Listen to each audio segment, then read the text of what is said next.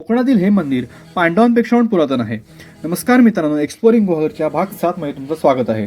तर आज आपण आलोय गुहागरातील दुर्गादेवी मंदिरात.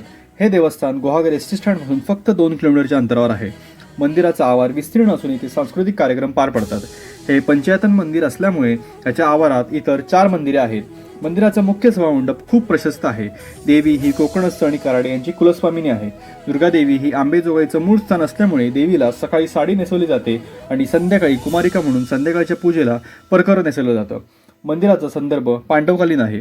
दुर्गस्थ उत्तरणी मध्ये म्हटलेलं आहे, नगरात प्रवेशिले पंडुनंदन तो देखील दुर्गास्थान, धर्मराज करी स्तवन जगदंबेचे ते धावा. रामनवमी, नवरात्री आणि 30 एप्रिल 1 मे म्हणजे वर्धापनदिनी देवीचे रूपे लागतात. उत्सवात दिवसभर धार्मिक कार्यक्रम, त्याचबरोबर संध्याकाळी गोंधळ व आरती पार पडते. येथे खूप सात्विक वातावरण आहे. मंदिरालगत एक गोशाळा व पुरातन कुंड देखील आहे. त्याचबरोबर इथे भक्तनिवास देखील आहे.